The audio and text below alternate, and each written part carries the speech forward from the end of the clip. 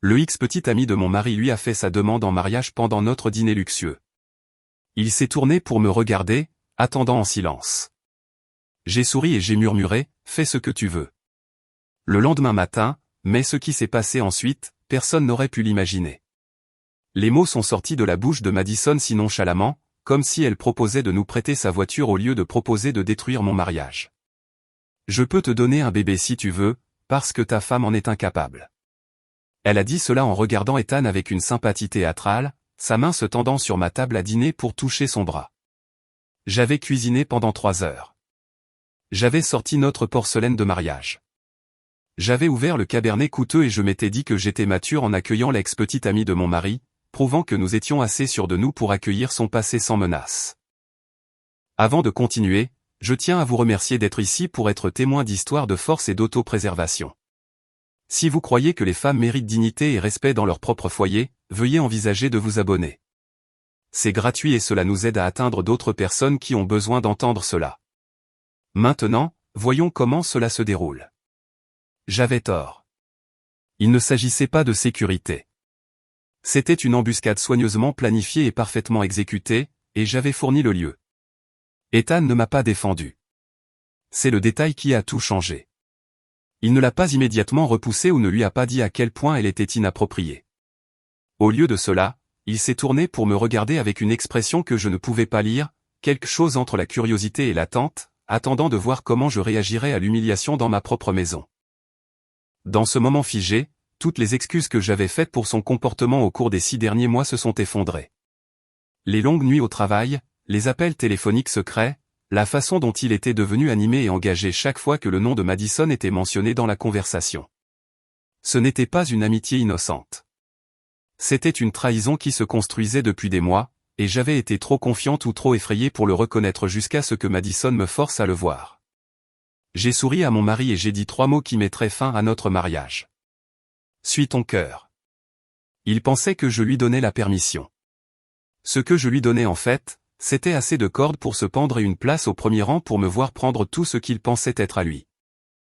Mais pour comprendre comment je me suis retrouvé à cette table à dîner, accueillant ma propre humiliation avec du vin et de la belle porcelaine, je dois remonter 6 mois en arrière, à l'époque où je croyais encore qu'Ethan et moi avions construit quelque chose qui pouvait tout surmonter. À l'époque où j'étais encore assez naïf pour penser que 14 ans de mariage signifiait plus qu'une simple histoire partagée et des comptes bancaires communs. Notre vie avait l'air parfaite sous tous les angles qui comptaient pour les autres. Nous possédions une maison victorienne à Portland, Oregon, que nous avions rénovée nous-mêmes, passant les week-ends à décaper du papier peint et à nous disputer de bonne humeur sur les couleurs de peinture. Ethan travaillait dans la finance d'entreprise, grimpant régulièrement vers le statut d'associé.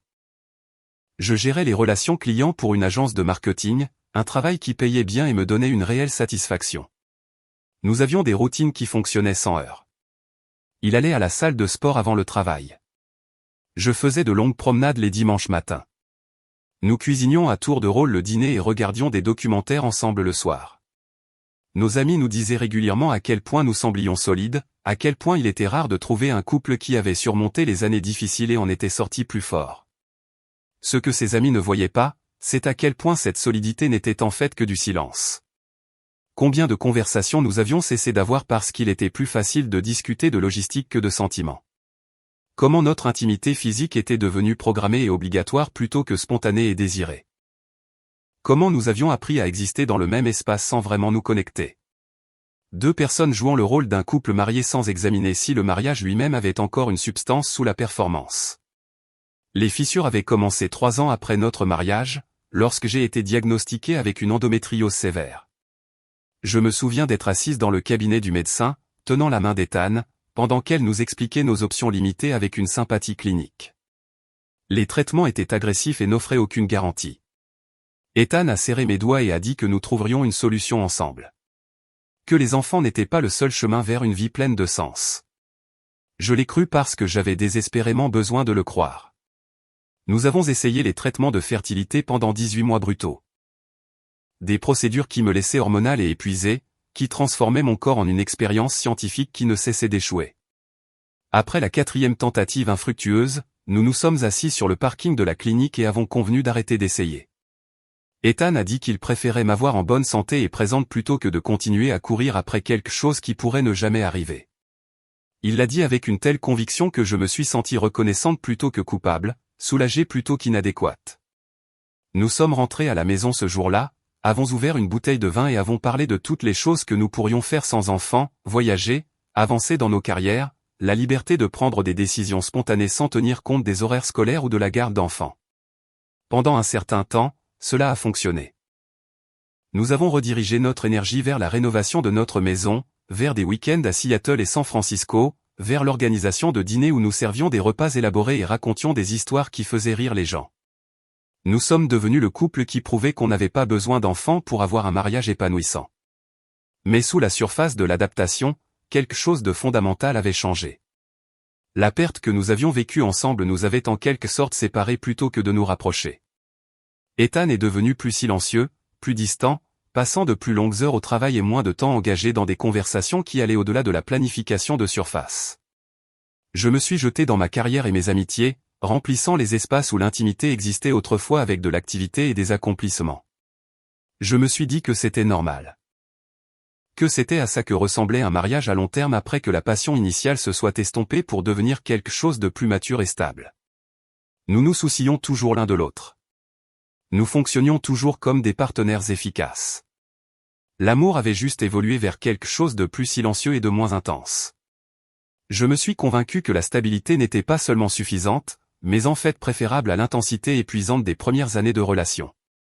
Puis Madison est revenu dans la vie d'Ethan et a brisé tous les mensonges confortables que je m'étais racontés. Il l'a mentionné nonchalamment un soir de mars, 6 mois avant le dîner qui mettrait fin à tout. Il a dit qu'il avait rencontré une vieille amie lors d'un vernissage, quelqu'un avec qui il était sorti à l'université avant que nous nous rencontrions. Madison était revenu à Portland après des années de travail à l'étranger et consulté pour diverses entreprises de la ville. Ils avaient pris un café pour rattraper le temps perdu. Il a dit cela si nonchalamment, avec une innocence si apparente que j'ai à peine ressenti d'inquiétude. J'ai demandé si je la connaissais de l'université et Ethan a dit que probablement pas, qu'ils avaient rompu avant que lui et moi ne nous rencontrions par des amis communs en dernière année. Il l'a décrite comme passionnée mais instable, quelqu'un qui prenait des décisions dramatiques et s'attendait à ce que tout le monde s'adapte à son chaos. J'aurais dû prêter plus d'attention à la quantité de détails qu'il a fournis sans qu'on le lui demande. Au cours des semaines suivantes, le nom de Madison a commencé à apparaître dans nos conversations avec une fréquence croissante. Elle avait recommandé un nouveau restaurant en ville que nous devrions essayer. Elle consultait sur un projet dans l'entreprise d'Ethan et avait des perspectives intéressantes sur la dynamique du lieu de travail. Elle se souvenait d'histoires drôles de leurs années d'université qui le faisaient rire d'une manière que je n'avais pas entendue depuis des années. Chaque mention individuelle semblait insignifiante, mais collectivement, elle formait un schéma que je m'efforçais de ne pas voir. Ethan a commencé à vérifier son téléphone plus souvent pendant le dîner, souriant à des messages qu'il ne partageait pas. Il a commencé à suggérer que nous sautions notre routine habituelle du week-end pour qu'il puisse rattraper son travail, bien que j'ai remarqué que son ordinateur portable semblait rarement ouvert quand je le vérifiais. Il a acheté de nouveaux vêtements, a commencé à aller plus souvent à la salle de sport, a accordé plus d'attention à son apparence d'une manière qu'il n'avait pas prise la peine de faire depuis des années. Il devenait animé en parlant de ses journées, mais l'animation s'estompait dès qu'il était à la maison avec moi, comme s'il économisait son énergie et son engagement pour quelqu'un d'autre. J'ai tout remarqué. J'ai remarqué et je l'ai expliqué, car reconnaître ce que je voyais aurait nécessité de poser des questions dont j'avais peur d'entendre les réponses. Je me suis dit qu'il traversait simplement une sorte de renouveau personnel, qu'il était sain pour lui d'avoir des amitiés en dehors de notre mariage. J'ai refoulé le malaise parce que j'avais passé tant d'années à construire le récit de notre relation solide et mature que d'admettre que quelque chose n'allait pas, c'était comme admettre un échec. Puis Ethan a suggéré que nous invitions Madison à dîner, et je n'ai plus eu d'excuse pour éviter d'affronter la réalité. Il a présenté cela comme un signe de confiance et de maturité, la preuve que nous étions assez sûrs de notre relation pour accueillir son passé sans nous sentir menacés. Il a dit que Madison avait mentionné vouloir me rencontrer, qu'elle se sentait mal à l'aise de reprendre contact avec lui sans connaître sa femme. Cela semblait raisonnable. Cela ressemblait à quelque chose qu'un couple sain et bien ajusté ferait sans hésitation. Alors, j'ai accepté. Même si quelque chose au fond de mon estomac se tordait d'avertissement, j'ai refusé de le reconnaître. J'ai passé 2 jours à préparer ce dîner. J'ai choisi un vin d'un vignoble que nous avions visité pour notre anniversaire. J'ai cuisiné des plats que j'avais perfectionnés au fil des ans, des recettes que je savais impressionneraient quiconque ayant des papilles fonctionnelles. J'ai mis la table avec notre porcelaine de mariage, le service coûteux que ma mère nous avait offert et que nous n'utilisions que pour les occasions vraiment spéciales. Je me suis dit que j'étais accueillante et gracieuse, que ce dîner était mon occasion d'établir ma place dans la vie d'Ethan, de montrer à Madison que j'étais la femme qui avait construit un partenariat réel et durable avec lui pendant qu'elle courait après des fantasmes romantiques dans des pays étrangers. J'ai choisi ma tenue avec soin ce soir de septembre, voulant projeter confiance et aisance, voulant paraître complètement indifférente à la présence de l'ex-petite amie de mon mari dans notre maison. Alors que j'arrangeais des fleurs fraîches dans un vase et que je vérifiais le rôti une dernière fois, je croyais vraiment que je faisais preuve de maturité émotionnelle et de force. Je pensais que je m'élevais au-dessus de la jalousie et de l'insécurité mesquine. Je n'avais aucune idée que je préparais le terrain pour ma propre humiliation publique, arrangeant les fleurs et allumant les bougies pour une performance où je jouerais le rôle de la dupe. Madison est arrivée pile à l'heure. J'ai entendu sa voix avant de la voir, chaleureuse et familière avec Ethan d'une manière qui m'a dit qu'ils avaient parlé assez régulièrement pour développer de nouveaux rythmes de conversation, de nouvelles références internes dont je ne faisais pas partie.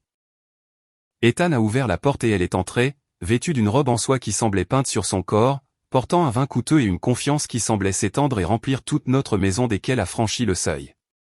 Ethan l'a serrée dans ses bras, et l'étreinte a duré plusieurs secondes de trop, ses mains se posant sur le bas de son dos avec une intimité désinvolte qui m'a serré la gorge, même si je me disais que je réagissais de manière excessive. Elle s'est tournée vers moi avec un sourire qui semblait plus étudié que sincère. « Tu dois être Sarah. J'ai tellement entendu parler de toi. » J'ai serré sa main, noté que sa poignée était ferme et son contact visuel juste un peu trop intense, et je l'ai accueillie dans ma maison avec une chaleur que je ne ressentais absolument pas. Et puis la performance a commencé. La longue et lente marche vers le moment où Madison cesserait de faire semblant et où Ethan révélerait exactement qui il était devenu quand je ne prêtais pas assez attention. Le premier plat s'est déroulé exactement comme je le craignais. Madison a dominé toutes les conversations. Son rire trop fort, ses contacts sur le bras d'Ethan trop fréquents, ses références à leur passé commun trop intime. J'ai souri, hoché la tête et rempli les verres de vin tout en regardant mon mari se transformer en quelqu'un que je reconnaissais à peine. Il était animé d'une manière que je n'avais pas vue depuis des années, terminant ses phrases, riant à des blagues internes dont je ne faisais pas partie. Tout son corps était tourné vers elle, comme si j'avais cessé d'exister à ma propre table à dîner. Au moment où j'ai débarrassé les assiettes de salade et apporté le plat principal, j'avais déjà commencé à comprendre que ce dîner n'était pas ce qu'Ethan avait présenté. Ce n'était pas une réunion décontractée entre vieux amis. C'était quelque chose d'autre entièrement, quelque chose qui s'était construit pendant que je restais volontairement aveugle à tous les signaux d'alarme. Nous venions de finir le plat principal lorsque Madison a posé sa fourchette avec une précision délibérée. Le geste semblait chorégraphié, comme si elle avait attendu le moment exact pour dire ce qu'elle était venue dire. La température dans la pièce a changé.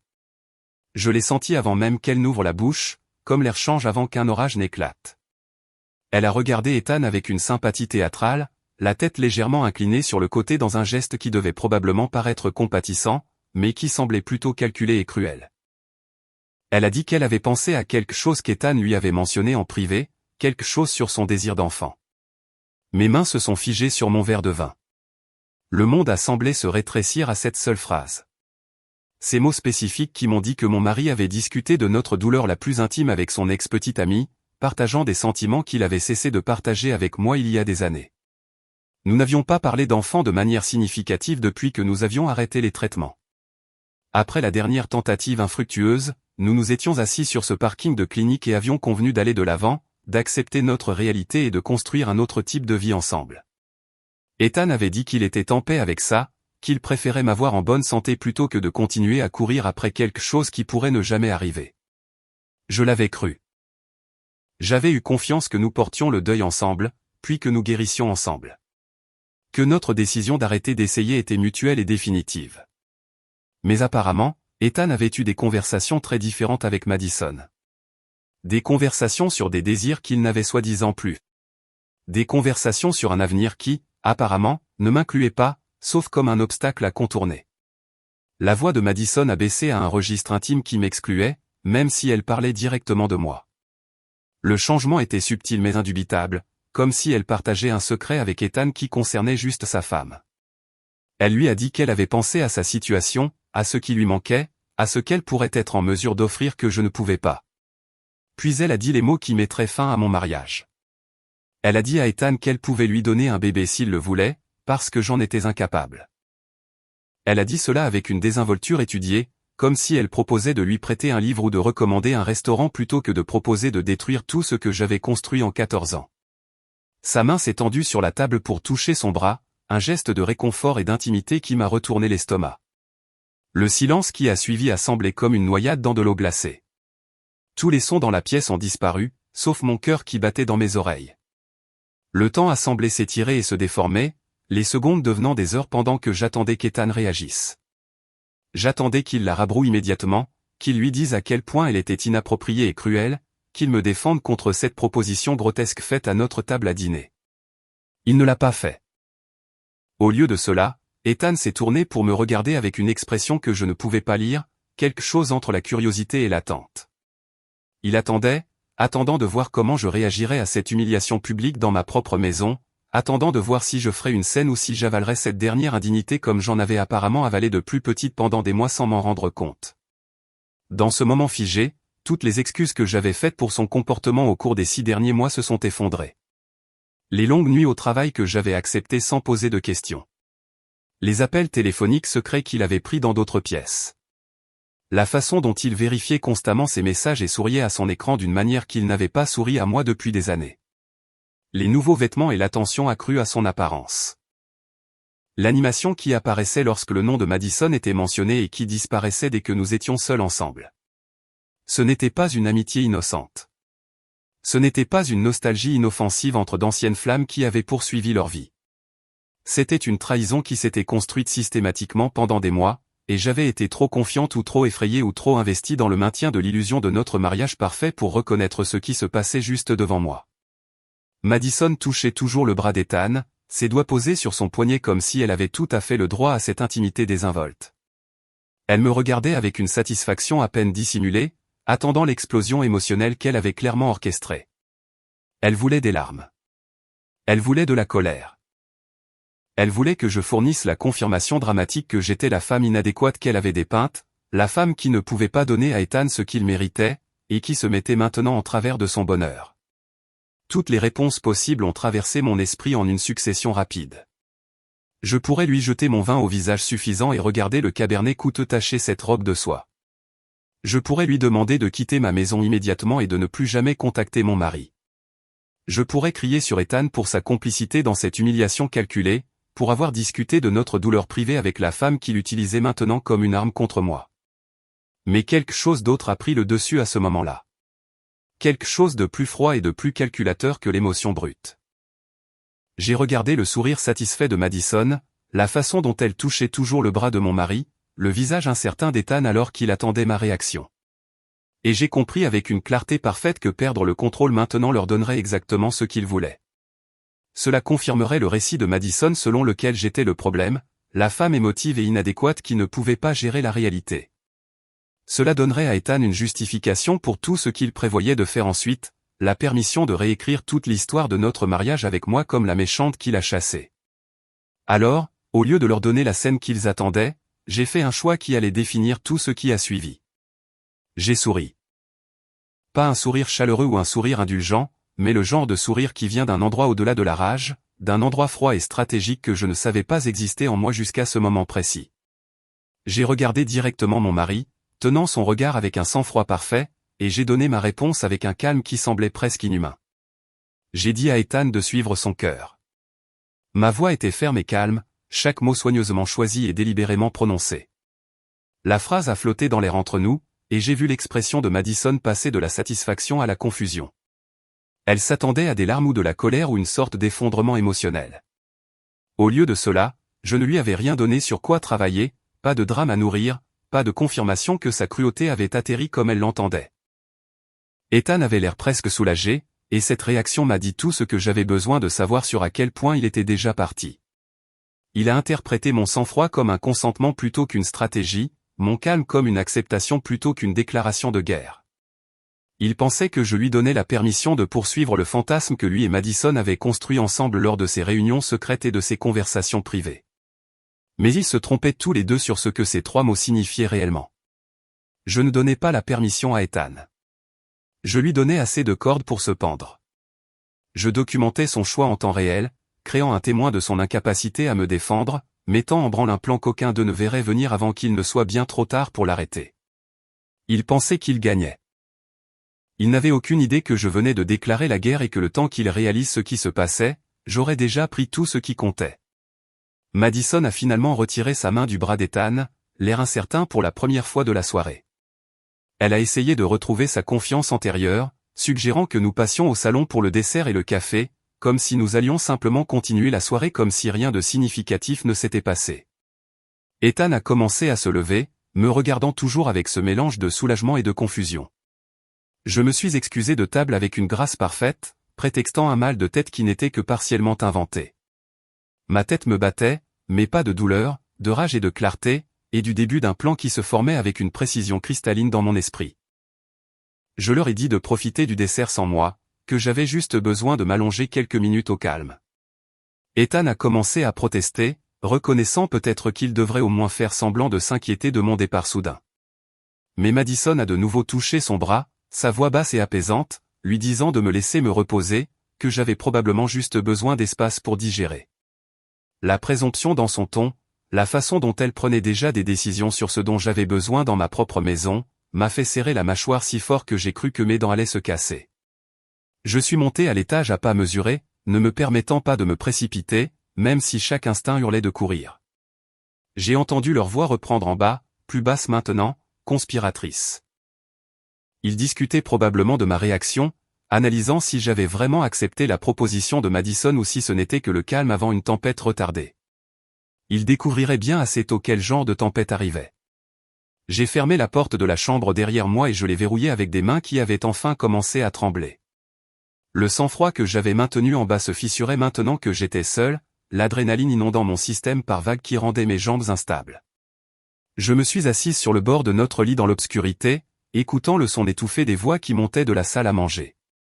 Ethan et Madison parlaient toujours, leur conversation ponctuée par le rire de Madison, un son qui écorchait mes nerfs comme des ongles sur du verre.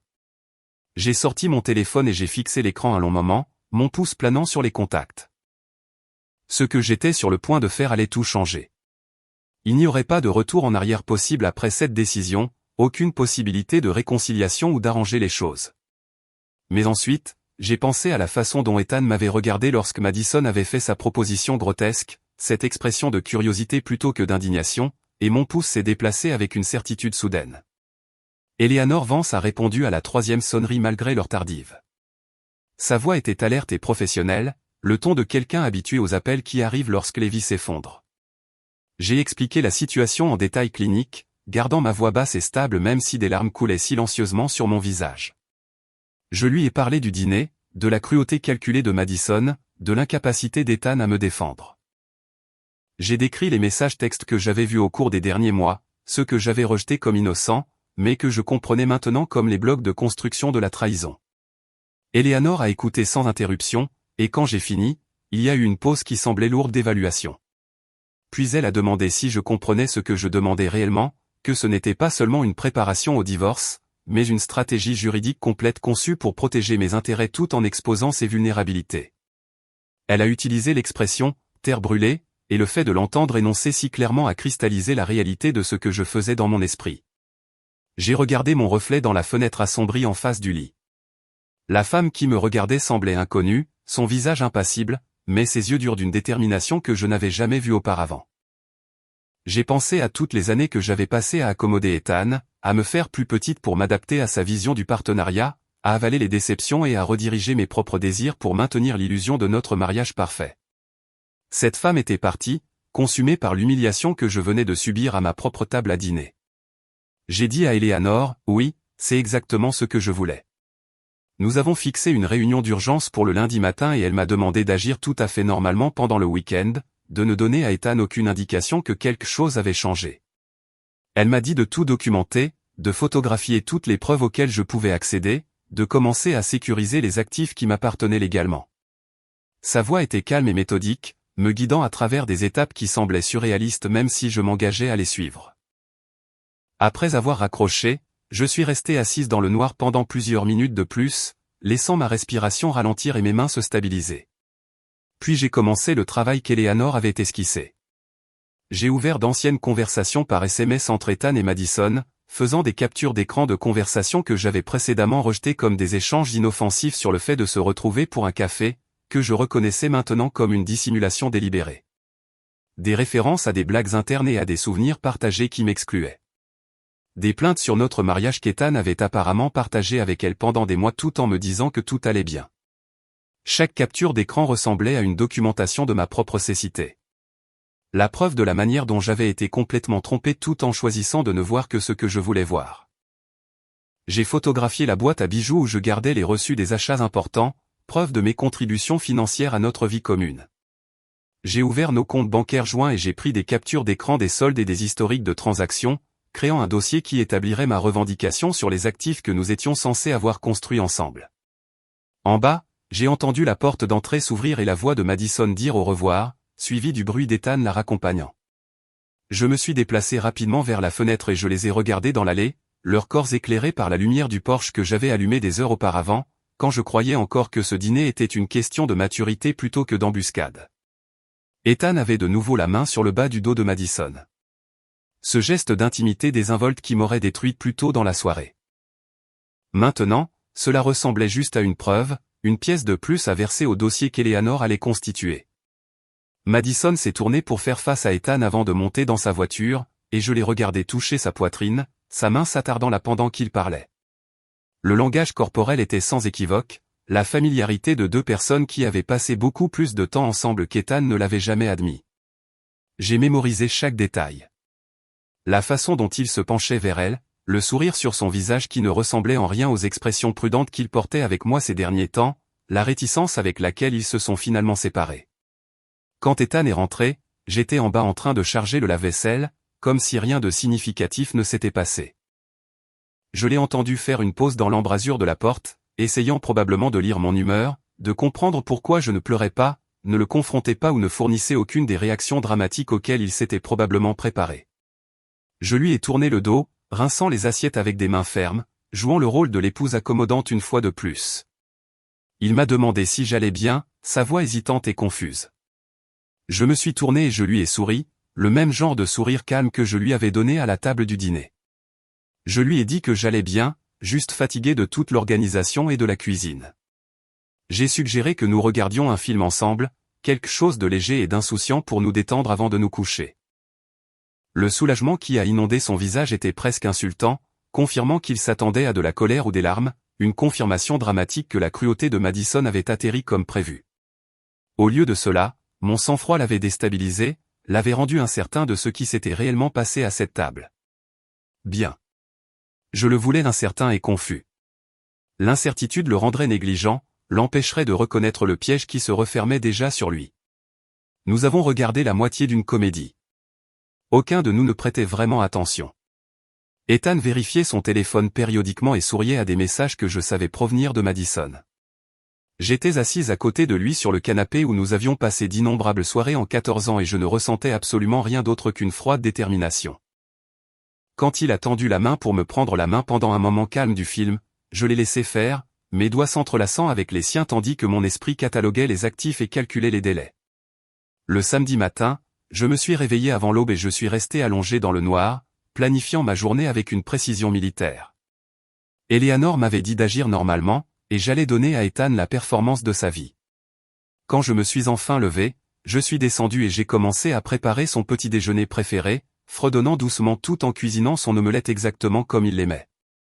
La domesticité de la scène ressemblait à du théâtre, moi jouant le rôle de l'épouse dévouée, tout en complotant le démantèlement systématique de tout ce que nous avions construit ensemble. Ethan est sorti de la chambre, l'air surpris et ravi de me trouver joyeuse et affectueuse.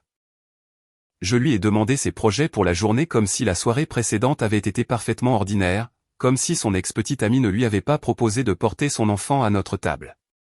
Il a dit qu'il retrouvait des amis à la salle de sport, et je l'ai encouragé à prendre son temps, à profiter de son samedi. Au moment où sa voiture a quitté l'allée, j'ai attrapé mon sac à main et mes clés.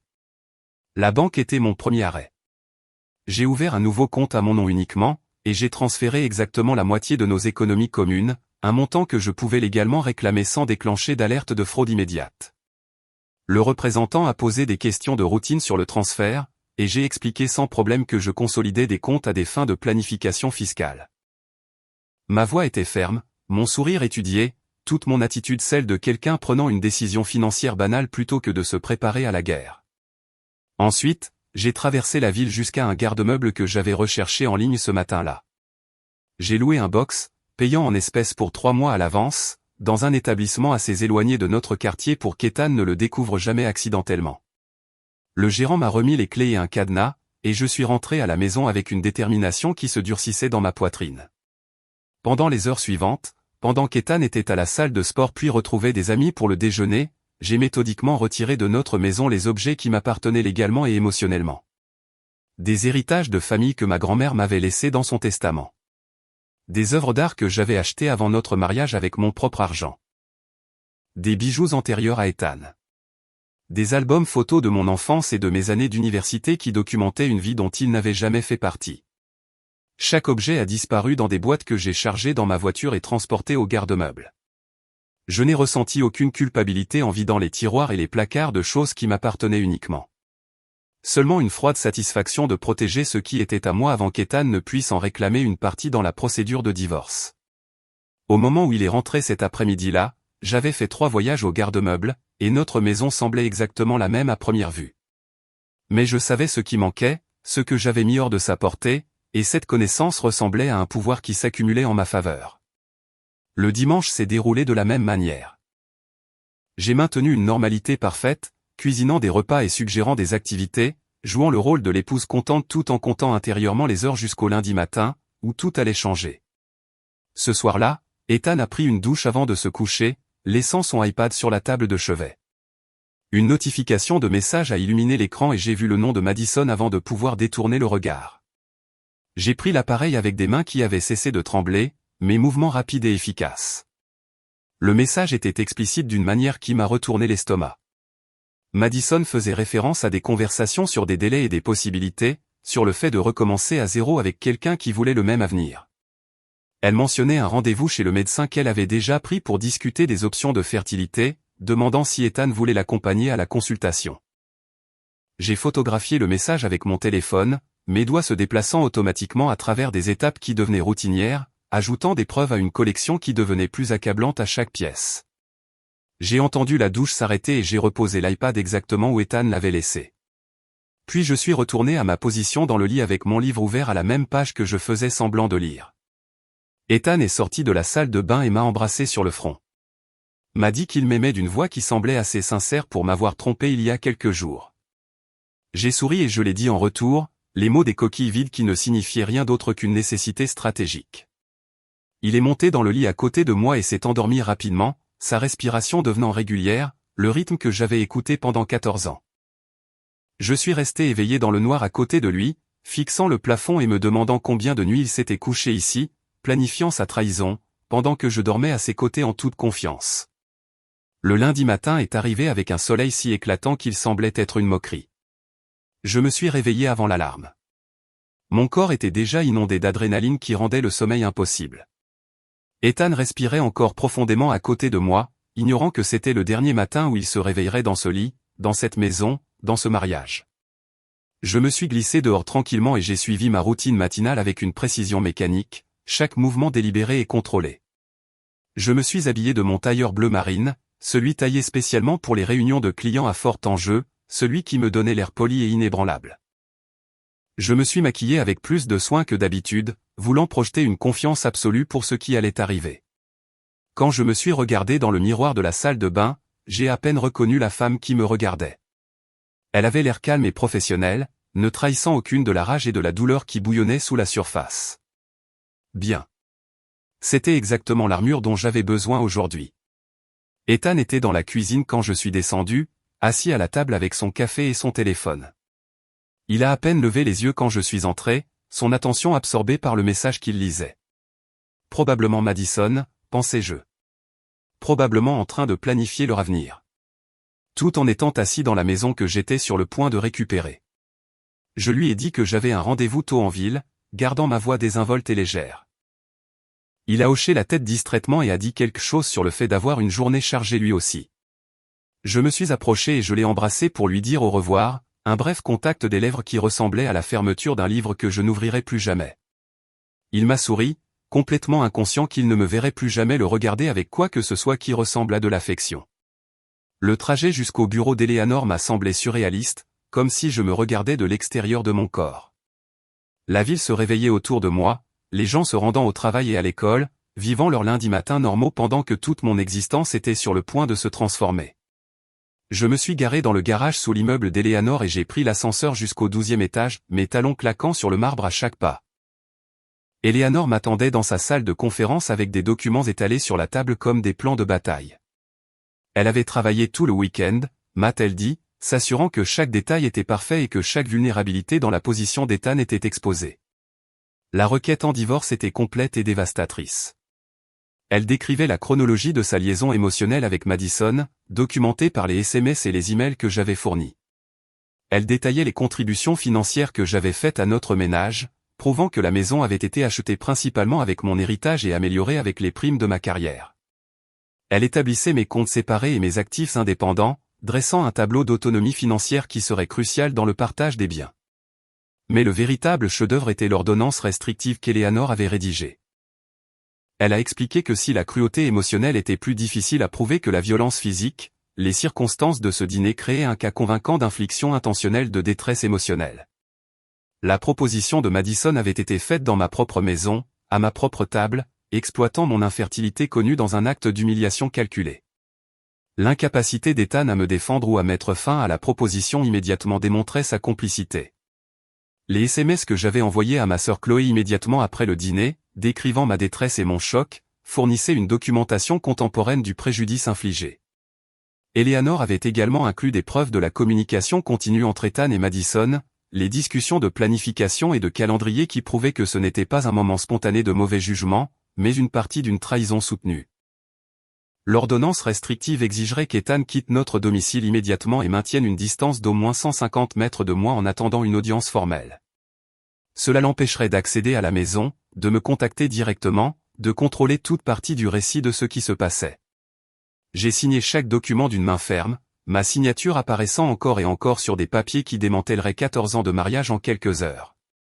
Eleanor m'a observé attentivement, évaluant probablement si je pourrais craquer ou changer d'avis à ce dernier moment, mais je n'ai ressenti rien d'autre qu'une froide détermination et le soulagement d'agir enfin au lieu d'accepter passivement la trahison.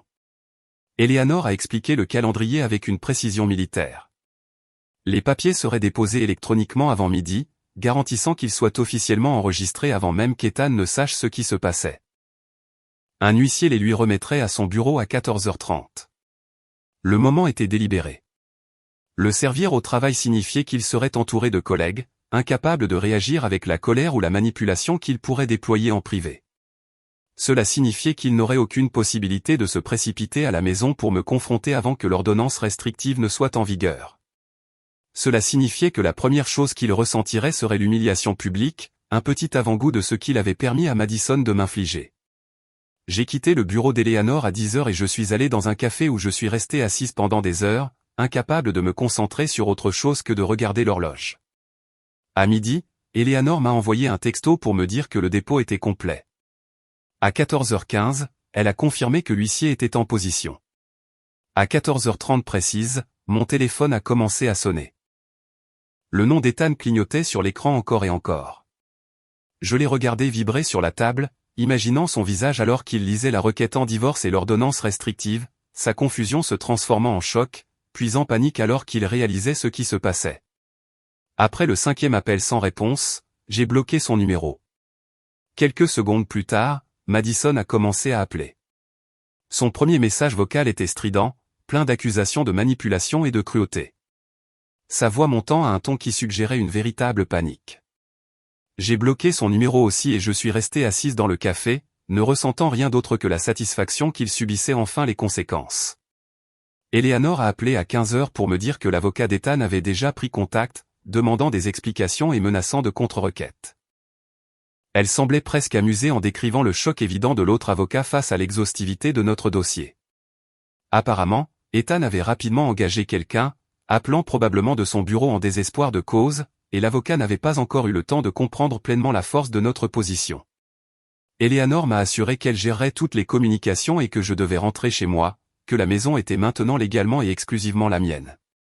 Je suis rentré lentement, prenant des rues que j'évitais normalement, retardant le moment où j'entrerais dans une maison soudainement et complètement transformée. Quand je me suis enfin garé dans l'allée, je suis resté dans la voiture pendant plusieurs minutes, regardant simplement la maison. Elle semblait exactement la même de l'extérieur. La façade victorienne que j'avais aimée pendant tant d'années, toujours aussi belle sous la lumière de fin d'après-midi. Mais tout était différent maintenant. Le serrurier était venu cet après-midi pendant que j'étais au bureau d'Eleanor, un détail que j'avais arrangé pendant le week-end avec une planification minutieuse. Toutes les serrures avaient été changées, tous les codes de sécurité mis à jour. J'avais également fait installer des caméras à chaque entrée, des systèmes discrets qui enregistreraient toute tentative d'Ethan d'accéder à la propriété. Je suis entré par la porte d'entrée avec ma nouvelle clé, et j'ai immédiatement senti la différence. L'air semblait plus léger, l'espace plus ouvert, comme si la présence d'Ethan avait tout alourdi sans que je m'en rende compte. Dans le garage, j'ai trouvé les boîtes que j'avais emballées le dimanche soir après qu'Ethan se soit endormi. Ses vêtements et ses effets personnels, son ordinateur portable et ses livres, tout ce qui était clairement et exclusivement à lui, tout bien organisé et empilé. Je lui avais laissé tout ce dont il aurait besoin pour s'installer ailleurs, mais rien qui m'appartenait ou que nous avions construit ensemble avec mon argent. Les meubles sont restés, l'équipement de cuisine est resté, l'art et les livres et les petits objets qui faisaient de cette maison un foyer. Tout est resté parce que tout était à moi. J'ai parcouru les pièces, touchant des surfaces qui semblaient différentes maintenant, passant mes doigts sur le dos du canapé où Ethan s'asseyait avec son ordinateur portable, debout dans la cuisine où Madison avait fait sa proposition empoisonnée il y a quelques jours. Les souvenirs étaient toujours là, mais ils semblaient déjà lointains, comme s'ils appartenaient à une personne différente dans une vie différente. Je me suis versé un verre de vin et je suis resté à la fenêtre à regarder le coucher de soleil peindre le ciel d'orange et de rose et j'ai ressenti un soulagement si profond qu'il m'a alourdi. Mon téléphone a vibré constamment tout au long de la soirée. Des messages provenant de personnes dont je n'avais pas entendu parler depuis des mois ou des années. La mère d'Ethan, Diane, a appelé en pleurant, laissant un message vocal sur la façon dont je détruisais son fils à cause d'un malentendu. Son meilleur ami, Jake, a envoyé un texto demandant si nous pouvions parler comme des adultes, suggérant que je réagissais de manière excessive à une situation difficile. Sa sœur a envoyé un long message sur le pardon et les secondes chances et le fait de ne pas jeter 14 ans de mariage dans un moment de colère. Aucun d'eux ne connaissait toute la vérité. Aucun d'eux n'avait vu les SMS entre Ethan et Madison ou compris depuis combien de temps cette trahison se construisait. Ils ne connaissaient que la version des faits d'Ethan. Quelle que soit l'histoire qu'il racontait pour se positionner comme la victime confuse de ma soudaine vengeance irrationnelle. Je n'ai répondu à aucun d'eux. Au lieu de cela, j'ai transmis les messages les plus insistants à Eleanor et je l'ai laissé gérer la documentation des tentatives d'Ethan de contrôler le récit par procuration. À minuit, j'avais reçu des messages de 17 personnes différentes, toutes des variations sur le même thème de la façon dont je devrais être plus compréhensive, plus indulgente, plus disposée à régler les choses au lieu de prendre des mesures aussi dramatiques. Mais aucune d'entre elles n'a demandé ce qui s'était réellement passé à ce dîner. Aucune d'entre elles ne s'est demandé pourquoi Ethan n'avait pas réussi à me défendre lorsque Madison m'avait humilié à propos de mon infertilité. Aucune d'entre elles ne semblait envisager que peut-être, juste peut-être, j'avais de très bonnes raisons pour les choix que je faisais. J'ai éteint mon téléphone et je suis monté dans la chambre qui était maintenant entièrement la mienne. J'ai dormi profondément cette première nuit seule dans la maison, un sommeil sans rêve qui m'a semblé comme si mon corps libérait enfin une tension qu'il avait maintenue pendant des mois. Quand je me suis réveillé le mardi matin, le silence semblait différent de tout ce que j'avais connu auparavant. Pas solitaire ou inquiétant, mais paisible d'une manière qui m'a fait réaliser à quel point le stress ambiant avait rempli cet espace sans que je le reconnaisse consciemment. J'ai fait du café et je me suis assise à la table de la cuisine, regardant la lumière du matin filtrée par les fenêtres. Et pour la première fois depuis aussi longtemps que je me souvienne, je n'ai ressenti aucune pression d'être quelque part ou de jouer une version particulière de moi-même pour le bénéfice de quelqu'un d'autre. Cette paix fragile a duré exactement 3 heures. La sonnette a retenti juste après 10 heures, insistante et répétée d'une manière qui suggérait que la personne qui était là n'avait aucune intention de partir. J'ai vérifié le flux de la caméra sur mon téléphone et j'ai vu ma sœur cadette, Chloé, debout sur le porche, se balançant d'un pied sur l'autre dans une agitation évidente. Je ne lui avais pas encore parlé du dépôt de la demande de divorce, seulement du dîner lui-même à travers les SMS que j'avais envoyés en temps réel cette nuit-là. Ces messages étaient devenus une partie des preuves d'Eleanor, une documentation de ma détresse immédiate qui aidait à établir le préjudice émotionnel que Madison avait infligé. J'ai ouvert la porte et Chloé m'a pratiquement poussé pour entrer dans la maison, son visage pâle et ses mains agrippant son téléphone comme s'il contenait la preuve d'un crime. Elle a dit qu'elle devait me dire quelque chose qu'elle m'avait caché, quelque chose qu'elle aurait dû me dire il y a des semaines, mais qu'elle ne savait pas comment gérer. Les mots sont sortis en un flot, mêlés d'excuses et de justifications, et j'ai dû lui demander de ralentir et de recommencer depuis le début. Il y a 6 semaines, a dit Chloé, elle était en ville pour déjeuner avec une amie quand elle a vu Ethan et Madison assis ensemble dans un café. Elle les avait remarqués par la fenêtre en passant, et quelque chose dans leur langage corporel l'avait fait s'arrêter. Ils étaient assis trop près, penchés l'un vers l'autre sur la petite table d'une manière qui suggérait une intimité plutôt qu'une amitié décontractée. Madison riait de quelque chose qu'Ethan avait dit, sa main posée sur son bras. Et Ethan avait cette expression animée que j'avais remarqué apparaître plus fréquemment lorsqu'il parlait de ses journées loin de la maison. Chloé a dit qu'elle avait supposé que c'était innocent à l'époque, que je devais être au courant, qu'Ethan rattrapait probablement juste le temps perdu avec une vieille amie comme il l'avait décrit lorsque Madison était réapparue dans sa vie. Mais en y repensant maintenant, avec le contexte de ce qui s'était passé au dîner, elle a réalisé que leur interaction ne ressemblait pas à de vieux amis qui reprenaient contact.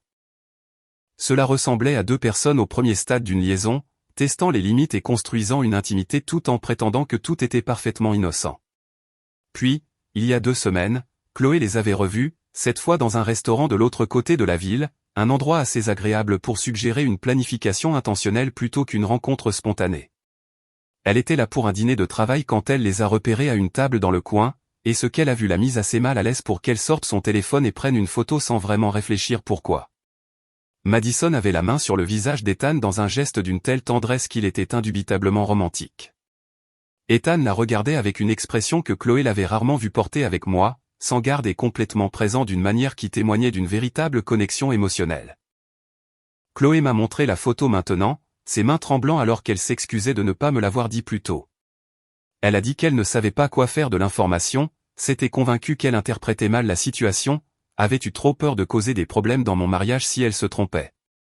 Mais après que je lui ai envoyé ces SMS sur le dîner, sur la proposition de Madison et l'incapacité d'Ethan à me défendre, elle a réalisé qu'elle avait regardé mon mari construire une relation avec une autre femme pendant que je restais complètement inconsciente. J'ai regardé la photo sur son téléphone et j'ai senti quelque chose se fissurer en moi que j'avais soigneusement maintenu fermé depuis lundi. C'était une chose de voir des SMS, de lire des preuves de trahison et des mots échangés en privé. C'en était une autre de voir la preuve visuelle de l'intimité, de témoigner de la manifestation physique d'une liaison émotionnelle dans une photographie qui capturait un moment de tendresse qui aurait dû m'être réservé. Les doigts de Madison étaient courbés contre la mâchoire d'Ethan, son pouce effleurant sa joue, et il se penchait dans son contact comme si c'était quelque chose de familier et de bienvenu. Chloé pleurait maintenant, répétant qu'elle aurait dû me le dire immédiatement, qu'elle aurait dû confronter Ethan ou m'avertir ou faire quelque chose d'autre que de garder le silence pendant que mon mariage se détériorait. Je lui ai dit que cela n'aurait rien changé, que je n'étais pas prête à voir la vérité jusqu'à ce que Madison me force à la voir à cette table à dîner. Même si Chloé m'avait montré cette photo il y a des semaines, j'aurais probablement trouvé un moyen de l'expliquer, de me convaincre que c'était innocent. Parce qu'accepter la réalité de la trahison d'Ethan aurait nécessité de prendre des mesures que je n'étais pas encore prête à prendre. Mais la photo était utile maintenant. Une preuve visuelle concrète qui renforcerait le dossier qu'Eleanor était en train de constituer. Je l'ai transmise à mon avocate avec une brève explication et j'ai vu la culpabilité de Chloé se transformer en quelque chose comme un soulagement que son silence puisse être partiellement racheté en contribuant à ma stratégie juridique. Chloé est partie 1 heure plus tard, s'excusant toujours, et je l'ai assuré que je comprenais et que je ne lui en voulais pas pour la position dans laquelle elle avait été mise. Après son départ, je suis resté à la fenêtre où j'avais regardé Ethan raccompagner Madison à sa voiture le vendredi soir et je me suis demandé combien d'autres personnes avaient été témoins de brides de cette trahison sans savoir quoi faire de l'information qu'elles avaient. La réponse est venue le mardi après-midi lorsque les parents d'Ethan, Robert et Diane, se sont présentés à ma porte. Je les ai vus par le biais de la caméra avant même qu'ils ne sonnent. Robert et Diane sortant de leur voiture avec des expressions de détermination qui me disaient que cette conversation n'allait pas être agréable. J'ai envisagé de ne pas répondre, mais les éviter ne ferait que retarder ce qui était clairement inévitable. J'ai ouvert la porte, mais je ne les ai pas invités à entrer, me tenant sur le seuil dans une manifestation physique de la limite que j'établissais. Robert a exigé de savoir ce qui se passait. Sa voix déjà élevée d'une manière qui suggérait qu'il était venu préparer à la confrontation plutôt qu'à la conversation. Diane pleurait avant même de commencer à parler, demandant comment je pouvais faire ça à leur fils, comment je pouvais détruire un mariage pour ce qu'elle insistait être un malentendu. Elle a dit que j'étais cruelle et vengeresse, que je punissais Ethan pour avoir voulu une famille, que je lui jetais ses problèmes d'infertilité au visage alors que ce n'était pas de sa faute. Le commentaire était si déconnecté de la réalité que j'ai éclaté de rire, un son court et sec qui les a fait reculer légèrement tous les deux. Je l'ai corrigé calmement, expliquant que c'était moi qui avais l'endométriose. C'était moi dont le corps ne pouvait pas supporter une grossesse. C'était moi qui avais subi des chirurgies, des traitements et des déceptions mensuelles. Ethan avait été un soutien pendant tout cela, oui, mais ce n'était pas lui dont la condition médicale était utilisée comme une arme par son ex-petite amie lors de dîner. Robert a interrompu pour exiger la preuve que quelque chose d'inapproprié s'était réellement passé entre Ethan et Madison. Sa voix était assez forte pour que je regarde autour de moi pour voir si les voisins regardaient, et j'ai pris la décision en une fraction de seconde de leur montrer exactement ce que leur fils avait fait dans mon dos. J'ai sorti mon téléphone et je leur ai montré des captures d'écran de SMS entre Ethan et Madison. Des conversations sur le fait de recommencer à zéro, de construire un avenir ensemble et d'avoir les enfants qu'Ethan voulait apparemment toujours désespérément malgré m'avoir dit qu'il avait fait la paix avec notre vie sans enfants. Le visage de Robert est devenu blanc en lisant les messages. Diane a émis un petit son blessé et ses pleurs se sont intensifiés, mais cette fois, il semblait dirigé vers le choc et la déception plutôt que vers la défense de son fils. Ils sont restés là sur mon porche un long moment, tous deux luttant clairement pour concilier les preuves que je leur avais montrées avec la version des faits qu'Ethan leur avait servi. Ils sont partis sans un mot de plus, retournant à leur voiture avec la posture défaite de personnes qui étaient venues prêtes à se battre et s'étaient plutôt retrouvées confrontées à une vérité indéniable. Ce soir-là, Diane a appelé mon téléphone. Je l'ai laissé sonner 2 fois avant de répondre, sa voix petite et brisée à l'autre bout. Elle s'est excusée pour ce qu'elle avait dit plus tôt, a admis qu'elle n'avait aucune idée que les choses étaient allées aussi loin que les messages l'indiquaient. Elle a dit qu'elle avait pensé que Madison ne faisait que causer des ennuis comme elle l'avait toujours fait, semant la zizanie et s'immisçant là où elle n'était pas désirée. Mais les SMS montraient clairement que ce n'était pas une manipulation unilatérale. Ethan avait été un participant actif et consentant dans la construction de quelque chose avec Madison tout en étant toujours marié à moi. J'ai accepté ses excuses sans offrir de pardon. Gardant ma voix neutre et détachée, j'ai suggéré qu'elle dirige sa déception et son inquiétude vers son fils plutôt que vers moi, que je n'étais pas responsable de la gestion de sa réponse émotionnelle à ses choix. Nous avons terminé l'appel poliment, mais sans chaleur, et j'ai su que toute relation que j'aurais pu maintenir avec la famille d'Ethan était maintenant définitivement rompue. Le travail est devenu sa propre complication le mercredi. Ethan et moi avions toujours travaillé dans des secteurs adjacents, assez proches pour partager certains cercles professionnels et assister à certains des mêmes événements de réseautage. La nouvelle de notre séparation s'est répandue plus vite que je ne l'avais prévu, probablement aidé par le fait qu'Ethan partageait sa version des faits avec quiconque voulait bien l'écouter. Mon collègue Denis m'a prise à part dans la salle de pause le mercredi après-midi, son expression inconfortable alors qu'il disait avoir entendu qu'Ethan et moi avions des problèmes. Il espérait que nous pourrions arranger les choses. Il a dit que le divorce semblait une réponse extrême à ce qui n'était probablement qu'un mauvais moment que tous les mariages de longue durée traversaient finalement. Je l'ai regardé directement et j'ai demandé s'il savait qu'Ethan avait une liaison émotionnelle.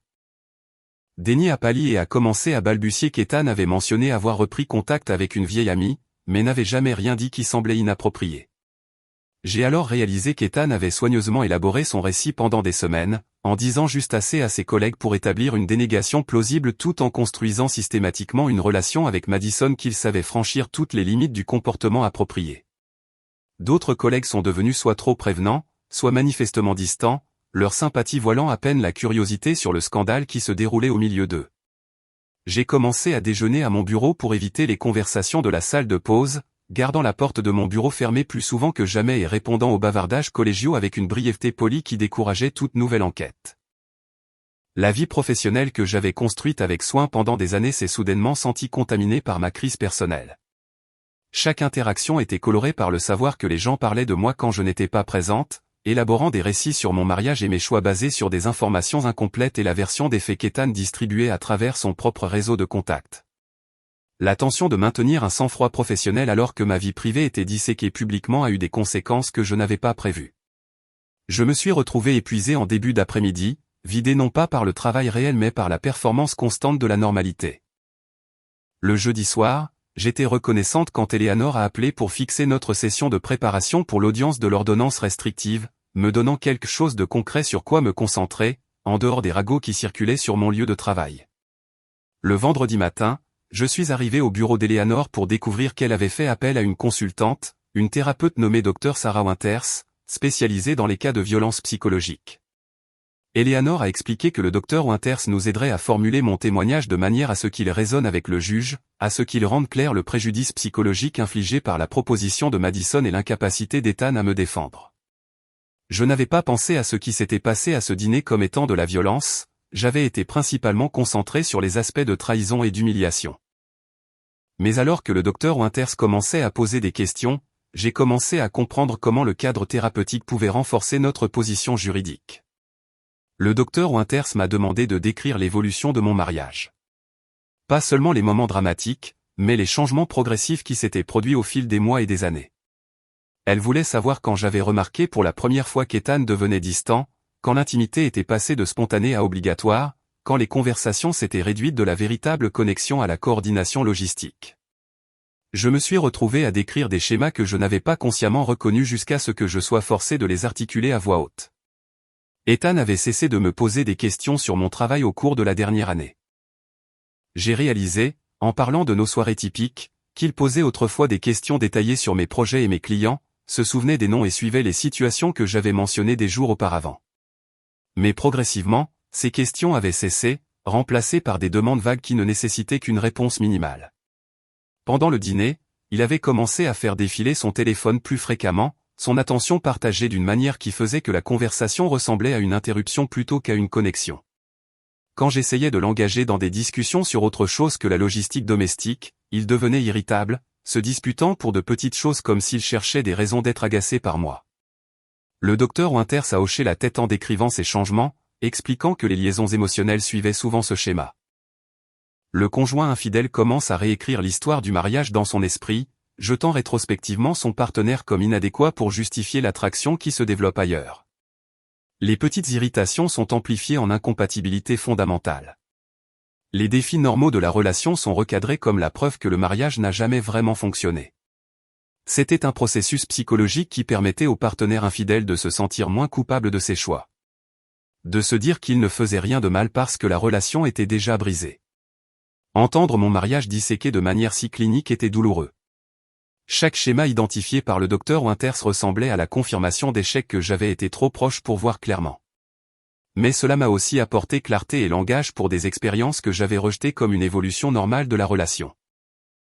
Je m'étais dit que les mariages devenaient naturellement plus calmes avec le temps, que l'intensité des premières années s'estompait pour devenir quelque chose de plus stable et de moins exigeant. Mais ce que j'avais réellement vécu, c'était Ethan se déconnectant systématiquement de moi émotionnellement tout en construisant une connexion avec quelqu'un d'autre. Eleanor a enregistré toute notre session de préparation et l'a fait transcrire, créant un document qui guiderait mon témoignage lorsque je serais à la barre. Elle a expliqué que sous la pression dans la salle d'audience, avec Ethan assis en face de moi et son avocat, Richard Brennan, posant des questions difficiles, il serait facile de s'énerver ou d'oublier des détails importants. Avoir ce récit structuré m'aiderait à rester concentré et à m'assurer que je présente l'histoire de manière cohérente et convaincante.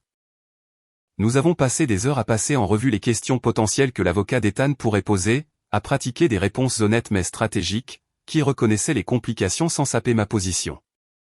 Le Dr Winters m'a coaché sur la façon de garder mon sang-froid si l'interrogatoire devenait agressif, ou si des tentatives étaient faites pour me peindre comme vengeresse ou instable. Au moment où j'ai quitté le bureau d'Eleanor tard le vendredi après-midi, je me sentais aussi préparé que possible, bien que le nœud d'anxiété dans mon estomac ne se soit pas desserré.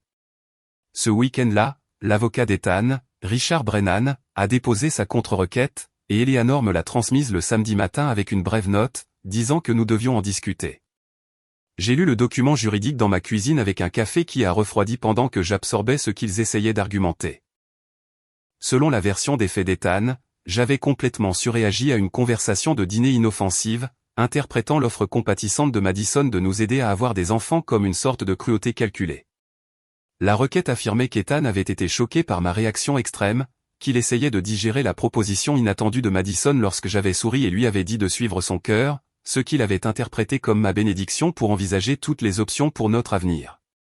Ils essayaient de recadrer toute la soirée, transformant l'humiliation délibérée de Madison en une générosité mal comprise, transformant l'incapacité d'Ethan à me défendre en confusion plutôt qu'en complicité. La requête comprenait des références de caractère de collègues d'Ethan, le décrivant comme un mari dévoué, qui parlait fréquemment avec amour de sa femme. Elle comprenait le témoignage de ses parents, Robert et Diane, déclarant qu'ils n'avaient jamais été témoins d'un comportement inapproprié entre Ethan et Madison, que leur fils avait mentionné avoir renoué avec une vieille amie, mais rien qui suggérait un intérêt romantique. Lire leur version de la réalité a fait trembler mes mains de rage si intense que j'ai dû poser les pages et m'éloigner avant de pouvoir finir. Ils me manipulaient par le biais de documents juridiques, essayant de me faire douter de mes propres perceptions et réactions, suggérant que j'étais soit délirante, soit vengeresse dans mon interprétation d'événements qui avaient été d'une cruauté cristalline. Le fait qu'Ethan soit prêt à signer son nom à ce récit, à affirmer officiellement que l'offre de Madison avait été compatissante plutôt que calculée, m'en a dit plus sur son caractère que 14 ans de mariage ne l'avaient jamais fait. J'ai appelé Eleanor et elle m'a calmé de la rage qui tourbillonnait dans ma poitrine. Elle a expliqué que c'était en fait utile pour notre cas, que leur décision de s'appuyer sur la manipulation plutôt que sur des preuves était une erreur stratégique. Nous avions des SMS prouvant qu'Ethan et Madison planifiaient leur avenir ensemble depuis des mois. Nous avions la photographie de Chloé montrant une intimité physique entre eux. Nous avions la propre publication de Madison sur les réseaux sociaux suggérant qu'elle se voyait comme la partenaire légitime qu'Ethan méritait.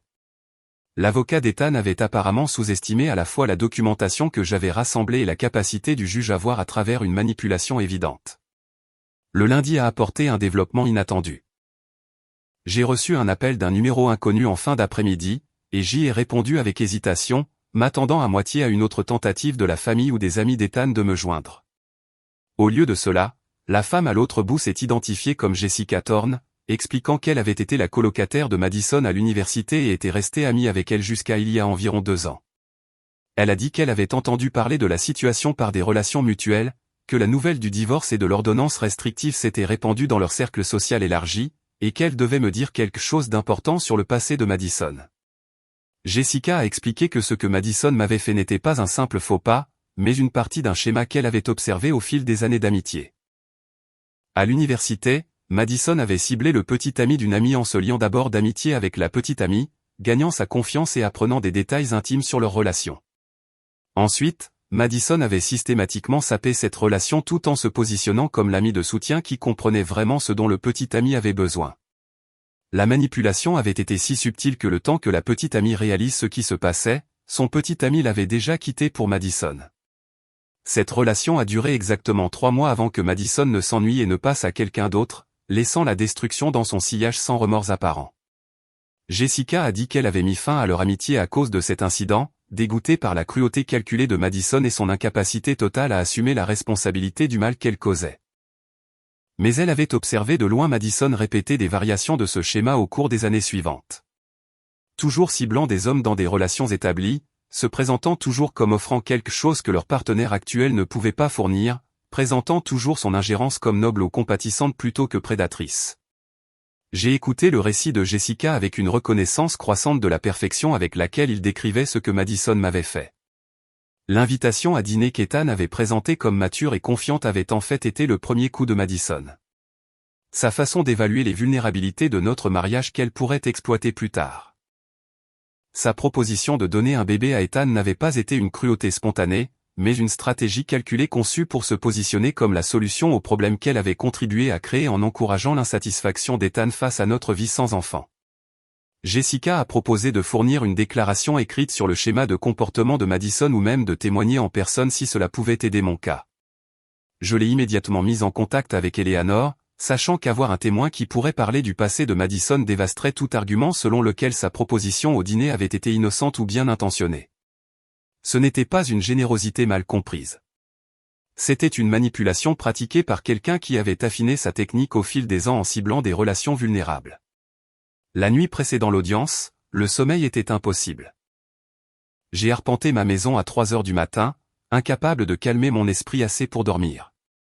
L'audience était prévue à 9 heures, dans seulement 6 heures, et mes pensées n'arrêtaient pas de tourner autour de tout ce qui pourrait mal tourner. Toutes les manières possibles dont l'avocat d'Ethan, Richard Brennan, pourrait déformer le récit ou me faire paraître déraisonnable. J'ai touché les murs en me déplaçant dans les pièces qui contenaient 14 ans de souvenirs, certains beaux et d'autres douloureux. Tous appartenant maintenant à une version de ma vie qui se terminait, que je sois prête ou non. Je me suis tenu dans la cuisine où Madison avait fait sa proposition et j'ai essayé de me souvenir exactement de ce que j'avais ressenti à ce moment-là. J'ai essayé de m'accrocher à la clarté de la rage et de la trahison qui avait motivé chaque décision depuis. J'avais besoin de cette clarté demain, lorsque je ferais face à Ethan dans une salle d'audience, lorsque son avocat essaierait de me faire douter de mes propres perceptions et réactions. J'ai fait du thé que je n'ai pas bu et j'ai regardé le ciel s'éclaircir progressivement par la fenêtre. Et au moment où mon réveil a sonné à 6 heures, j'étais éveillé depuis si longtemps que le son semblait presque sans importance. Je me suis habillé du même tailleur bleu marine que j'avais porté au bureau d'Eleanor, une armure qui me donnait l'air calme et professionnel, même si mes mains tremblaient en attachant les boutons. Je suis arrivé au palais de justice 40 minutes en avance et je suis resté assise dans ma voiture à répéter le témoignage que j'avais pratiqué avec le docteur Winters, me rappelant de respirer régulièrement et de garder mon sang-froid, quelles que soient les questions posées ou les versions de la réalité présentées. La salle d'audience était plus petite que je ne l'avais imaginé, plus comme une salle de conférence que les espaces dramatiques que j'avais vus dans les émissions de télévision et les films. Il n'y avait pas de banc des jurés, pas de grand banc de juges, juste une salle d'audience pratique avec un éclairage fluorescent qui donnait à tout un aspect légèrement délavé et institutionnel. Ethan était déjà là quand Eleanor et moi sommes entrés, assis de l'autre côté avec son avocat, Richard Brennan, qui avait la réputation de tactiques agressives dans les affaires de droit de la famille. Ethan avait l'air terrible. Son costume était froissé, son visage hagard avec des cernes sous les yeux qui suggéraient qu'il avait aussi mal dormi que moi. Quand nos regards se sont croisés à travers la pièce, il a rapidement détourné les yeux, et j'ai ressenti un étrange mélange de satisfaction et de tristesse en le voyant réduit à cet état. Une partie de moi avait aimé cet homme pendant 14 ans. Cette partie existait encore quelque part en moi, pleurant la perte, même si le reste de moi restait concentré sur la victoire dans la bataille qu'il nous avait imposée. La juge Morrison est entrée, et nous nous sommes tous levés, la formalité du geste semblant étrangement théâtrale, étant donné la nature intime de ce que nous étions sur le point de discuter. C'était une femme dans la soixantaine, les cheveux gris acier tirés en un chignon pratique et une expression qui suggérait qu'elle avait présidé d'innombrables variations de dysfonctionnement conjugal et qu'elle était complètement blasée par la plupart d'entre elles. Elle a examiné la requête en silence pendant plusieurs minutes pendant que nous attendions. Le seul son dans la pièce était le bruissement silencieux des papiers et le bourdonnement du système de ventilation. Eleanor a présenté notre cas en premier, construisant le récit méthodiquement depuis la reprise de contact initiale d'Ethan et Madison jusqu'au dîner qui avait mis fin à notre mariage. Elle a soumis les SMS entre eux comme preuve, lisant à haute voix des extraits choisis qui rendaient la liaison émotionnelle indéniable. J'ai vu le visage d'Ethan devenir progressivement plus large alors que ses conversations privées étaient exposées dans une procédure judiciaire, sa version soigneusement construite de l'amitié innocente s'effondrant sous le poids de ses propres mots écrits. Quand Eleanor m'a appelé à la barre, je me suis dirigé vers le banc des témoins avec mon récit préparé clair dans mon esprit. J'ai décrit le dîner en détail, expliquant comment Madison avait fait sa proposition avec une cruauté calculée, comment Ethan n'avait pas réussi à me défendre ou à mettre fin à l'offre grotesque immédiatement. J'ai parlé de mon histoire médicale avec l'endométriose, des traitements et des chirurgies, et du deuil que nous étions censés avoir partagé sur notre absence d'enfant. J'ai expliqué à quel point il avait été dévastateur d'apprendre qu'Ethan avait discuté de cette douleur privée avec Madison, l'utilisant comme justification pour poursuivre une relation avec elle dans mon dos. Ma voix est restée ferme tout au long du témoignage, et j'ai vu l'expression de la juge Morrison passer d'une évaluation neutre à quelque chose qui ressemblait à de la sympathie alors que je décrivais ce qui s'était passé à cette table. Quand Eleanor a demandé comment j'avais réagi à la proposition de Madison, j'ai expliqué que j'avais dit à Ethan de suivre son cœur, que j'avais choisi le calme plutôt que la confrontation, parce que perdre le contrôle leur aurait donné exactement la réaction qu'ils voulaient. Le juge a pris une note sur son bloc-notes, et j'ai su que ce détail avait atterri comme Eleanor l'avait prévu, démontrant que mon sang-froid avait été stratégique plutôt qu'indicatif d'acceptation. L'avocat d'Ethan, Richard Brennan, m'a contre-interrogé avec des questions conçues pour me peindre comme vengeresse et surréactive. Mais Eleanor m'avait bien préparé à chaque ligne d'attaque. Quand Brennan a suggéré que j'avais mal interprété l'offre de Madison comme malveillante alors qu'elle était en fait compatissante, j'ai calmement souligné qu'offrir de porter l'enfant du mari d'une autre femme n'était pas de la compassion selon une définition raisonnable.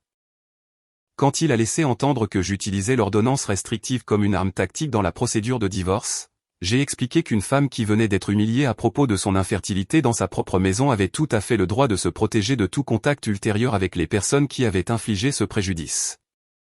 Puis Ethan a pris la barre et j'ai regardé son avocat tenter de sauver un récit qui s'effondrait déjà. Ethan a témoigné que l'offre de Madison avait été inappropriée mais pas malveillante, qu'il avait été réduit au silence par le choc plutôt que complice de mon humiliation. Il a affirmé que les SMS avaient été sortis de leur contexte, qu'il avait exprimé ses frustrations à une vieille amie, mais n'avait jamais sérieusement envisagé de me quitter pour elle. Sa voix portait une note d'innocence blessée qui aurait pu être convaincante sans les preuves documentées contredisant presque tout ce qu'il disait. La juge Morrison lui a demandé directement pourquoi il n'avait pas immédiatement mis fin à la proposition de Madison au dîner. Ethan a balbutié une réponse sur le fait d'avoir été pris au dépourvu et de ne pas vouloir faire de scène, son explication semblant faible même à mes oreilles. Le juge a ensuite demandé pourquoi il avait rencontré Madison en secret pendant des mois si leur amitié était aussi innocente qu'il le prétendait. Ethan a dit qu'il n'avait pas considéré cela comme secret, juste privé, parce qu'il savait que j'étais mal à l'aise avec ses relations passées. La contradiction était évidente. Si l'amitié était innocente, pourquoi mon malaise nécessiterait-il la confidentialité plutôt que la transparence ? Son témoignage s'est encore détérioré sous un interrogatoire continu, les contradictions s'accumulant alors qu'il essayait de maintenir une apparence d'innocence, tandis que les preuves montraient des schémas clairs de comportement de liaison émotionnelle. Je l'ai regardé se débattre et j'ai ressenti quelque chose que je n'avais pas prévu. Pas de la satisfaction ou de la justification, mais un sentiment creux de gaspillage. Cet homme avec qui j'avais passé 14 ans était prêt à mentir sous serment plutôt que d'assumer la responsabilité de ses choix, et cette réalité semblait pire que la trahison elle-même. Pendant une suspension d'audience, alors qu'Eleanor révisait des notes et qu'Ethan conférait avec son avocat à voix basse et urgente, Madison a commis l'erreur catastrophique de se présenter. Je l'ai vu entrer dans la galerie par les portes de la salle d'audience, portant une robe qui semblait délibérément provocante pour une procédure judiciaire et une expression de droiture provocante qui suggérait qu'elle se croyait l'héroïne plutôt que la méchante de cette histoire. Le tribunal a repris et nous étions à mi-chemin d'un témoignage supplémentaire lorsque Madison n'a apparemment plus pu se contenir. Elle s'est levée dans la galerie et a commencé à crier sur la façon dont je punissais Ethan pour avoir voulu une famille. Comment j'utilisais mon infertilité comme une arme pour jouer la victime. Comment elle avait seulement essayé de nous aider à trouver une solution à nos problèmes. Sa voix s'est élevée à chaque accusation. Son visage s'est empourpré d'indignation, suggérant qu'elle croyait sincèrement à son propre récit. Le marteau de la juge Morrison est tombé avec un bruit sec qui a fait taire instantanément la salle d'audience. La voix de la juge Morrison a traversé la tirade de Madison avec l'autorité de quelqu'un qui avait passé des décennies à gérer les perturbations de salle d'audience et avait épuisé toute patience pour les éclats dramatiques.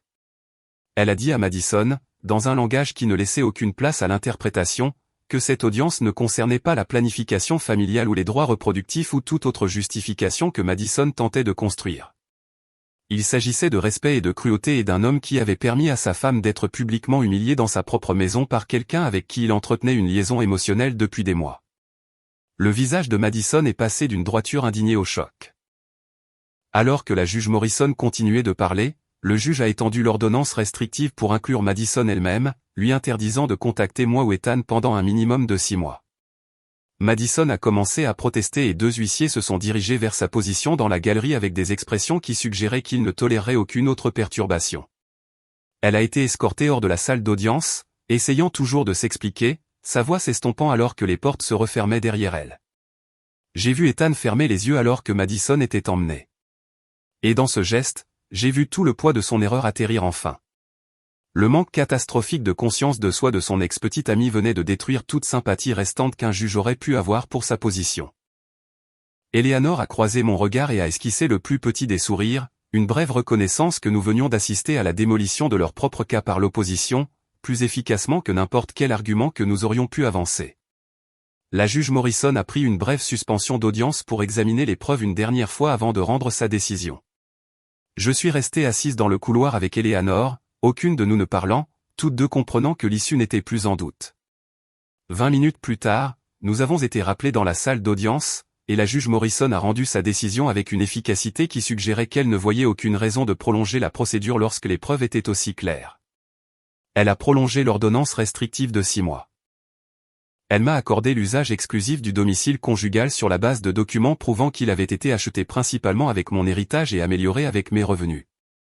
Elle a prononcé une division préliminaire des biens qui me favorisait fortement, reconnaissant mes contributions financières et le schéma de tromperie dans lequel Ethan s'était engagé en construisant sa relation avec Madison. Depuis le banc, elle a déclaré que si les liaisons émotionnelles n'étaient pas légalement équivalentes à l'adultère physique dans notre État, les preuves montraient un schéma soutenu de tromperie et de manque de respect qui avait créé un environnement émotionnellement dangereux, justifiant l'ordonnance de protection. La juge Morrison a noté spécifiquement que ma décision de répondre calmement au dîner plutôt qu'avec violence ou effondrement émotionnel démontrait de la retenue plutôt que de l'acceptation. Elle a dit que mes actions juridiques ultérieures étaient une autoprotection appropriée plutôt qu'une réaction excessive vengeresse, une caractérisation qui validait tout ce que j'avais essayé d'articuler depuis ce vendredi soir. L'avocat d'Ethan a tenté de s'opposer, mais le juge l'a interrompu, disant que les preuves parlaient avec une clarté suffisante et qu'elle n'avait aucun intérêt à relitiger les normes de base de la décence humaine dans le mariage. En sortant de cette salle d'audience, je me suis senti physiquement plus légère, comme si un poids que j'avais porté pendant des mois avait enfin été retiré de mes épaules. Non pas parce que j'avais gagné dans un sens compétitif mesquin, mais parce qu'une tierce partie neutre avait examiné toutes les preuves et confirmé que je n'étais pas folle ou hypersensible ou vengeresse. J'avais été véritablement trahi. J'avais réagi de manière appropriée, et le système juridique a reconnu cette vérité fondamentale.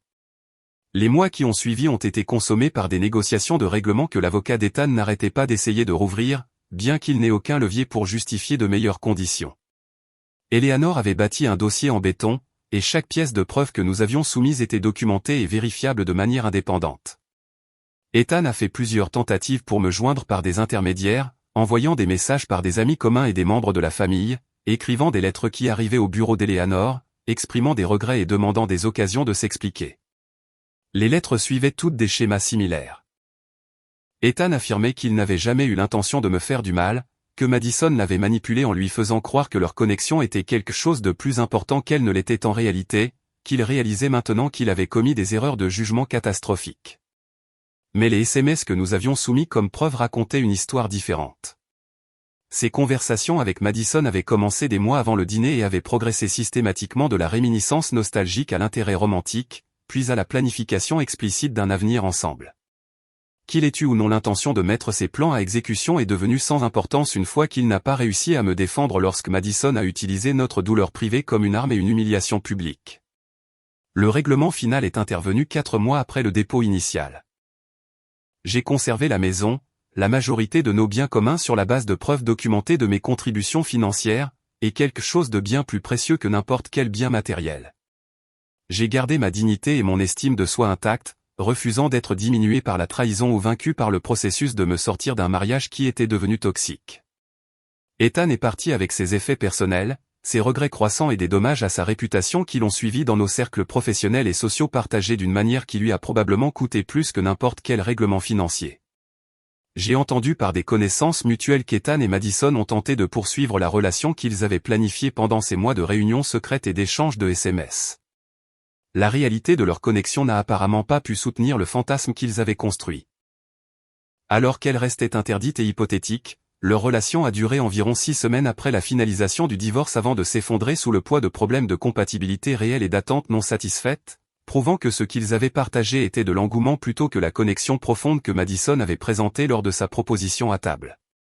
Suite au divorce, j'ai concentré mon énergie sur la reconstruction des relations qui s'étaient atrophiées pendant la lente détérioration de mon mariage. Chloé et moi avons passé du temps ensemble comme nous n'avions pas réussi à le faire depuis avant mon mariage. Et elle m'a dit honnêtement qu'elle m'avait vu me rétrécir au fil des ans avec Ethan. J'étais devenue progressivement plus silencieuse et plus accommodante, perdant des parties de ma personnalité et de mes intérêts pour maintenir la paix dans une relation qui n'a jamais été vraiment paisible, juste de plus en plus silencieuse alors que nous cessions de communiquer sur tout ce qui comptait. Mon amie d'université, Jenna, a organisé un dîner avec notre ancien groupe d'amis. Des femmes dont je m'étais progressivement éloigné alors que je consacrais plus d'énergie à mon mariage et moins à des amitiés qui avaient autrefois été au centre de mon identité. Elles m'ont accueilli sans jugement ni questions approfondies sur ce qui s'était passé, acceptant mon retour dans leur cercle comme naturel plutôt que de me traiter comme quelqu'un d'endommagé qui avait besoin d'être manipulé avec soin. Nous avons parlé du divorce, mais aussi de carrière, de projets de voyage et de projets créatifs. Et j'ai réalisé à quel point je m'étais isolé en faisant de mon mariage le principe organisateur central de toute ma vie. Ma relation avec la famille d'Ethan est restée compliquée d'une manière que j'ai choisi de ne pas résoudre. Diane a envoyé une carte plusieurs mois après la finalisation du divorce, s'excusant de sa réaction initiale et exprimant l'espoir que je pourrais éventuellement pardonner à Ethan, même si la réconciliation était impossible. Je lui ai répondu en la remerciant pour ses excuses, mais en expliquant clairement que le pardon de ma part ne créait aucune obligation de contact continu. Je souhaitais à Ethan de bien reconstruire sa vie, mais je n'avais aucun intérêt à maintenir des relations avec les membres de sa famille à l'avenir.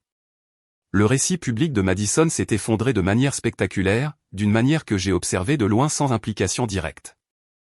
Le témoignage de Jessica Thorne sur le schéma historique de Madison de cibler des hommes dans des relations établies avait été soumis dans le cadre de notre procédure judiciaire.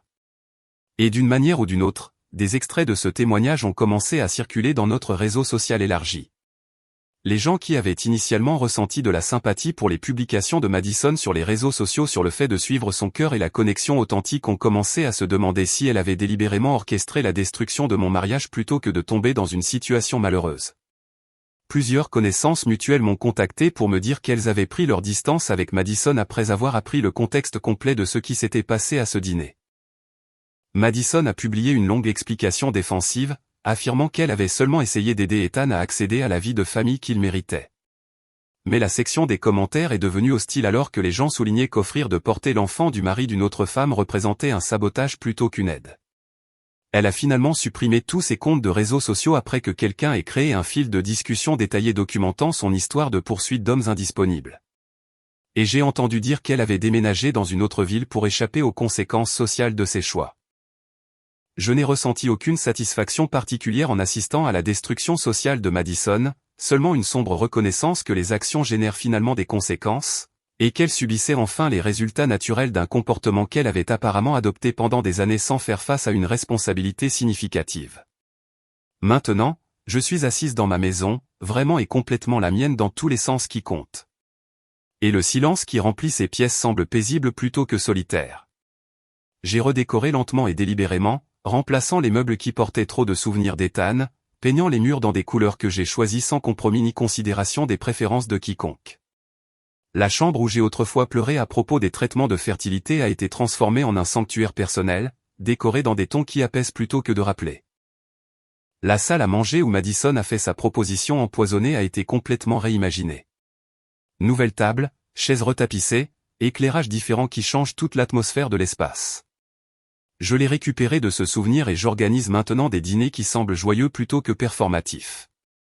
Des repas où le rire vient facilement et la conversation coule naturellement entre des personnes qui se soucient sincèrement les unes des autres. Parfois, je pense à ce dîner avec quelque chose qui approche de la gratitude. Aussi étrange que cela puisse paraître, Madison pensait qu'elle offrait à Ethan quelque chose que je ne pouvais pas fournir. Mais ce qu'elle m'a réellement donné, c'est une clarté parfaite sur exactement qui j'avais épousé et ce qu'il était prêt à tolérer. Ethan pensait que ma réponse calme signifiait acceptation et permission, mais c'était en fait une déclaration de guerre qu'il n'a pas reconnue avant d'avoir déjà tout perdu ce qui comptait. L'élément le plus doux de ma victoire n'a pas été le règlement financier ou la conservation de la maison, bien que les deux aient apporté de la satisfaction. C'était de voir Ethan réaliser trop tard qu'il avait échangé 14 ans de véritable partenariat avec quelqu'un qu'il aimait pour un fantasme qui s'est effondré immédiatement au contact de la réalité. J'ai appris que, suivre son cœur, reste un excellent conseil, mais seulement lorsque votre cœur maintient une connexion avec un cerveau fonctionnel. Ethan a suivi son cœur droit au désastre. J'ai suivi le mien vers la liberté, mais seulement après m'être assuré qu'il réfléchissait clairement aux conséquences et aux implications à long terme. Cette distinction m'a transformé de victime potentielle en quelqu'un qui est sorti de la trahison plus fort et plus certain de ce que je mérite et de ce que j'accepterai dans les relations à l'avenir. Si cette histoire de justice stratégique et de pouvoir reconquis vous a tenu en haleine, cliquez sur le bouton « J'aime » dès maintenant. Ma partie préférée a été lorsque Sarah a calmement dit à Ethan de suivre son cœur à cette table à dîner, sachant qu'elle avait déjà déclaré la guerre. Quel a été votre moment préféré dans cette histoire de vengeance ? Laissez vos pensées dans les commentaires ci-dessous. Envie de plus d'histoires de trahison, de vengeance et de douce justice ? Abonnez-vous et activez la cloche de notification pour ne jamais manquer une autre histoire puissante comme celle-ci.